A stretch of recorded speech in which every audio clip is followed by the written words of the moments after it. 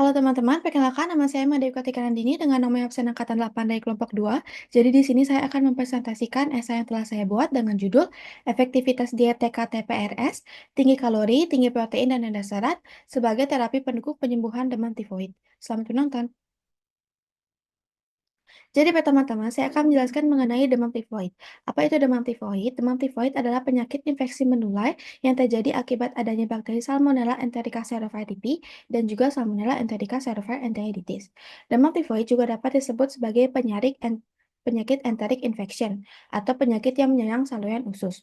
Adapun dampak dari demam tifoid adalah tidak bertenaga, nyeri perut, mual, muntah, dan hipertermia. Dikarenakan hal tersebut, hal ini menyebabkan penurunan asupan nutrisi yang nantinya akan berisiko untuk menurunkan berat badan, melemahkan sistem kekebalan, serta mengganggu proses pertumbuhan dan perkembangan.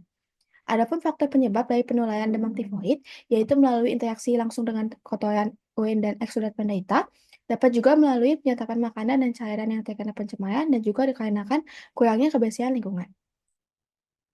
Selanjutnya saya akan menjelaskan mengenai kasus dari demam tifoid. Secara global, terdapat 11-21 juta kasus setiap tahunnya, dengan angka kematian mencapai 128.000 hingga 161.000 kasus.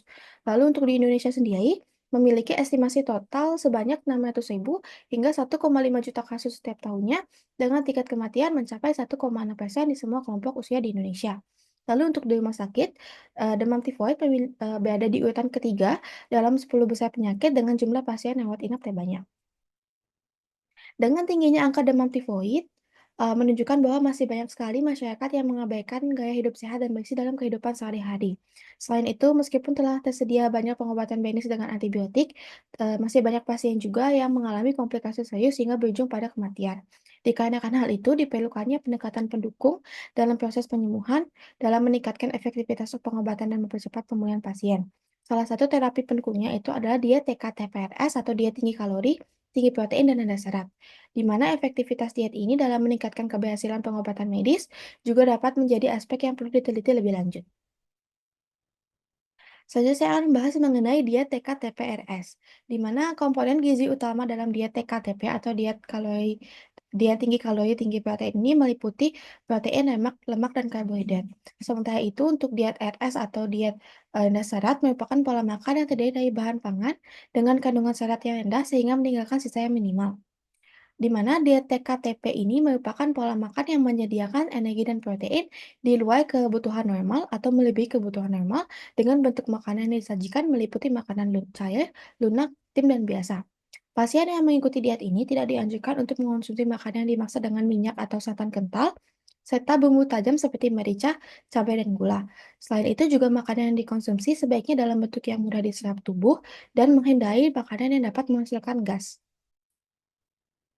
Adapun tujuan dari diet TKTPRS ini adalah untuk memenuhi kebutuhan energi dan protein untuk mencegah dan mengurangi kerusakan jaringan tubuh, di mana protein itu sendiri berperan dalam regenerasi sel, sementara untuk energi berperan dalam pendukung proses metabolik. Diet ini juga bertujuan untuk menjaga agar berat badan tetap stabil sehingga mencapai status gizi yang normal, menggantikan zat gizi yang hilang, serta memperbaiki keseimbangan elektrolit, dan juga untuk mencegah infeksi lebih lanjut dan tidak memperberat kerja usus melalui pemberian porsi makanan yang minim. Terdapat dua penelitian pendukung yang saya masukkan ke dalam PowerPoint, yaitu oleh Nasution dan Erdana pada tahun 2024 melakukan penelitian mengenai pemberian diet TKTPRS pada pasien dewasa dengan diare akut, dan ditemukan hasil bahwa perbaikan yang signifikan setiap harinya meliputi berkurangnya gejala seperti nyeri, diare, dan mual. Lalu penelitian yang dilakukan oleh Amini dan Mamudiono pada tahun 2024 mengenai penerapan diet TK-TPRS pada pasien demam tifoid dan, ditemukan hasil bahwa setelah 3 hari pemantauan dan evaluasi terjadi peningkatan asupan energi dari pasien. Selain itu juga pemantauan fisik dan klinis menunjukkan adanya perbaikan kondisi yang menandakan bahwa pasien berada dalam kondisi yang membaik. Adapun kesimpulan dari PowerPoint ini adalah demam tifoid merupakan penyakit infeksi menular yang, yang berasal dari bakteri Salmonella typhi. Pasien yang menderita demam tifoid memerlukan asupan nutrisi dan hidrasi yang memadai untuk mendukung proses pemulihan. Oleh karena itu, diperlukannya pendekatan tambahan guna meningkatkan efektivitas pengobatan serta mempercepat penyembuhan. Salah satu metode yang diterapkan adalah pemberian diet TK-TPRS, dan hal ini sudah didukung oleh beberapa penelitian yang menunjukkan bahwa diet tersebut efektif dalam metode pendukung dalam mempercepat penyembuhan demam tifoid. Adapun selain, diharapkan ke depannya tenaga kesehatan dapat menjadi lebih aktif dalam mengedukasi keluarga serta pasien demam tifoid mengenai pentingnya diet TK-TPRS dalam mempercepat penyembuhan. Selain itu juga keluarga dan pasien dapat diharapkan lebih menyadari serta lebih disiplin dalam menjaga pola makan dan asupan nutrisi untuk mempercepat proses penyembuhan. Baik, berikut adalah beberapa referensi yang saya gunakan dalam menyusun PowerPoint ini. Baik, sekian presentasi dari saya. Saya mohon maaf apabila ada hal yang kurang berkenan. Sekian, terima kasih.